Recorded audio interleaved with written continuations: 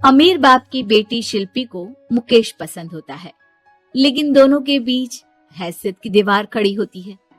और फिर कहीं नौकरी कर लो ना, क्या हमेशा ये लोहे की सलाखों के पीछे भागते रहते हो? कितनी मेहनत करते हो। शिल्पी, नौकरी से कुछ नहीं होगा। तुम लोगों की हैसियत तक पहुंचना है तो अपना ही बिजनेस करना पड़ेगा, वरना तुम्हारे पापा किसी और से तुम्हारी शादी करवा देंगे। अच्छा, ऐसे किससे करवा देंगे? मैं तो तुमसे ही शादी करूंगी। बोल दिया तो बोल दिया, बस। मुकेश उस बेचारी को समझाता भी तो क्या। दुनिया के रीति रिवाजों से काफी दूर थी शिल्पी। भले ही बड़े बाप की बेटी, लेकिन सादगी इतनी कि क्या कहना। बेटा शिल्पी, कल तुमको देखने लड़के वाले आने वाले हैं, तैयार रहना। मैंने तुम्हारी माँ को समझा दिया है। घर के सारे नौकर चाकर को वो समझा देगी कि स्वागत कैसे करना है। कैसी बात कर रहे हैं पापा? मैं तो मुकेश से प्यार करती हूँ, उसी से शादी करूंगी। मैंने आपको बताया था ना। मुकेश किसका बेटा है? वो स्टील किंग सिंघानिया का या वो जो बड़े ज्वेलरी वाले हैं मेहता, उनका? नहीं नहीं पापा, वो अपना ही काम करता है, लेकिन एस्टेब्लिश नहीं है अभी। पापा, वो आपके पास तब आएगा जब कुछ बन जाएगा। आप प्लीज थोड़ा सा वक्त दे दीजिए। पिता को शिल्पी की बात पर गुस्सा आ जाता है। वो उससे कुछ नहीं कहते और शिल्पी की माँ के पास जाते हैं। ये संस्कार देकर बड़ा किया तुमने शिल्पी को, और कैसे मैं किसी भिखारी के साथ उसकी शादी कर दूं? कौन है ये मुकेश? मैं जानती हूँ, बड़ा ही होनहार लड़का है। शिल्पी से बहुत प्यार करता है और शादी करना चाहता है। अरे ऐसे कैसे मैं किसी से भी अपनी बेटी की शादी कर दूं? कोई भी उठकर आए और कहे कि मैं शादी करना चाहता हूँ तो मैं शादी कर दूं? कान खोल कर सुन लो, कल उसे अच्छे से तैयार कर देना, क्योंकि जो लड़का मैंने देखा है शिल्पी के लिए, वो करोड़पति घर का बेटा है, समझी? लाख मना करने पर भी शिल्पी को उस लड़के से मिलवाया जाता है जो उसके पिता ने उसके लिए देखा था। देखिए, मैं किसी और से प्यार करती हूँ और उसी से शादी करूंगी।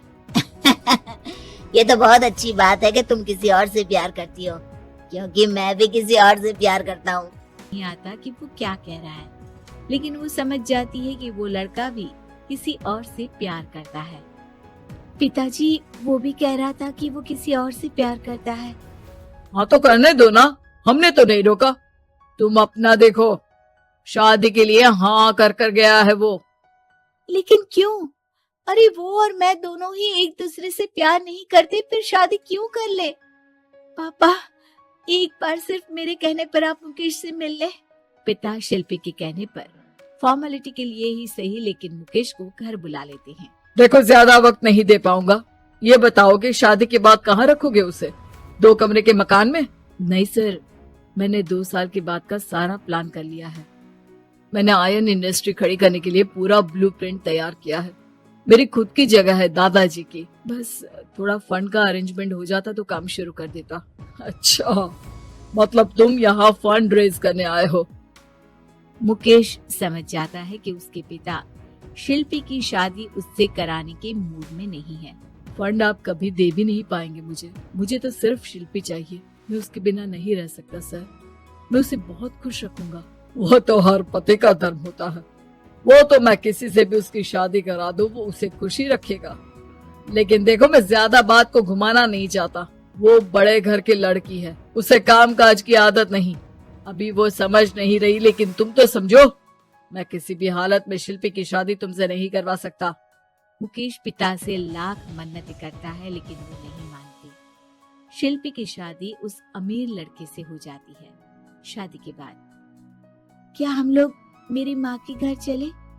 मुझे उन लोगों की बहुत याद आ रही है। हाँ हाँ, जाओ जाओ। वैसे भी आज मैं अपनी गर्लफ्रेंड के साथ मसूरी जा रहा हूँ, तुम जा सकती हो। कैसी बात कर रहे हैं? अब हम लोगों की शादी हो गई है, आप कैसे किसी और लड़की के साथ जा सकते हैं?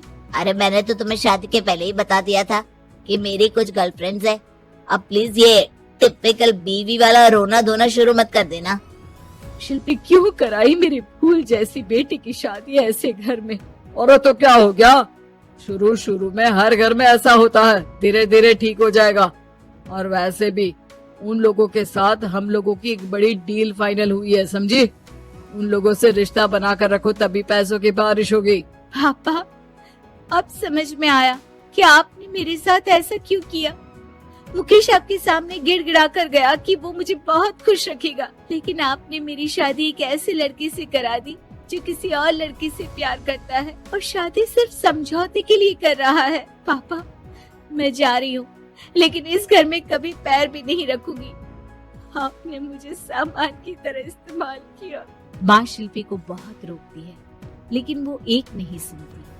कुछ समय बाद, शिल्पी, मुझे नहीं लग रहा कि अब हम दोनों के बीच ये शादी और रह पाएगी। मैं किसी और से शादी करना चाहता हूँ। वैसे तुम परेशान मत हो ना, तुम्हारे पापा के साथ हम लोगों की डील जो चल रही है ना, वो नहीं रुकेगी, क्योंकि तुम बहुत अच्छी लड़की हो। ठीक है, मैं जा रही हूँ, तलाक के पेपर में साइन करके। लेकिन एक शर्त है, मैं कहाँ गई ये बात मेरे पिता तक नहीं पहुँचनी चाहिए। शिल्पी घर छोड़कर चली जाती है। वो एक नौकरी करती है और अपना जीवन खुद संभालती है। लेकिन एक दिन, शिल्पी जी, आपसे मालिक मिलना चाहते हैं। मुझसे क्यों? शिल्पी मालिक के कमरे में जाती है, जहाँ सामने मुकेश होता है। अरे आपको देखकर बहुत खुशी हुई, बहुत बड़े आदमी बन गए। थैंक्स, पर तुम्हें नौकरी करने की क्या जरूरत पड़ गई? मैंने तो सोचा भी नहीं था कि तुम मेरी शिल्पी होगी। तभी वहाँ शिल्पी के पिता आ जाते हैं।